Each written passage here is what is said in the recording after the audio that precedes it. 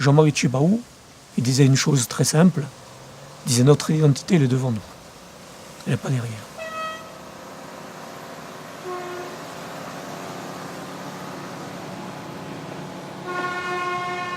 Tengo a dire ai miei paesani, ai corsi, a quelli che sono giunti, che siamo in un paradiso, la vita è bella e c'è tutto a fare.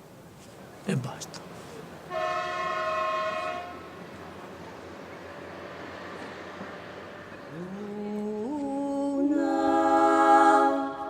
Je tenais à dire aux gens de mon village, aux Corses, à ceux qui sont arrivés, que la vie elle était belle, qu'on est dans un paradis et que tout est à faire. Et basta. L'histoire, ça fait partie de l'histoire. Maintenant, c'est l'avenir qu'il faut construire. On peut devenir un pays écologiste avec des éoliennes, avec une gestion de la terre arable, etc. On peut rêver parce que c'est possible. Pour moi, on devrait favoriser cette économie-là vivrière, c'est-à-dire d'avoir une autosuffisance parce que ça coûterait moins cher. Et comme on est peu nombreux, ça peut être relativement facile à mettre en place.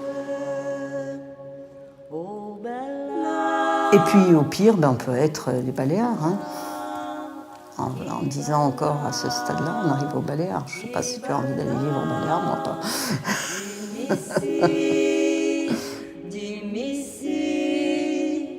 Comment voir l'avenir? Déjà, d'arriver à l'envisager, c'est déjà une bonne chose.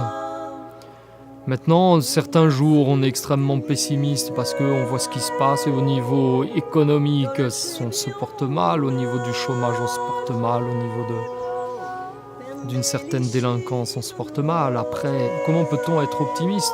Maintenant, vous vous levez peut-être un autre jour, vous sortez, vous voyez, vous vivez avec voilà, ce qu'il y a ici. Et puis vous dites non, il faut s'accrocher, il faut y aller. Je pense pas qu'elle disparaisse, la culture corse, mais elle a de grands défis à relever si elle veut perdurer.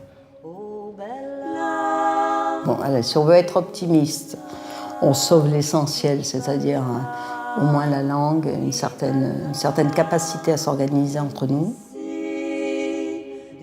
Alors, vu mon âge, je vois, il n'y a pas que la Corse, mais moi je dis, l'avenir pour moi, j'ai un doute. Mais comme la culture n'est pas séparée du reste de la société et que la Corse n'est pas séparée du reste de la société mondiale, on est aussi touché par l'uniformisation et par la globalisation. Et pour moi, ça c'est un préjudice, que ce soit environnemental et culturel.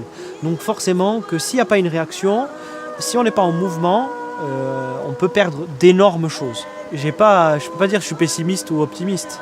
On verra bien. Mais je pense que quand même, il y a des choses à sauvegarder et il y a des choses qu'on a déjà perdues. Le problème, c'est de savoir si on va aller vers l'uniformité ou si on va aller vers le choix des différences. Si on va vers l'uniformité, alors ce sera le totalitarisme à tous les niveaux. On va être donc... Or, le problème, c'est qu'on essaie, nous, de nous situer dans deux totalités référentielles. La totalité référentielle de ce qui n'est que de la tradition, ancienne, etc. Et la totalité référentielle qui dit, effectivement, non, vous existez, mais il ne faudrait plus exister. Hein. Donc, vous chantez comme ça parce que ça fait plaisir à tout le monde et on va devenir de nouveaux Indiens. Donc, entre les deux, il y a un autre chemin qui est très, très large et qu'il faut affirmer.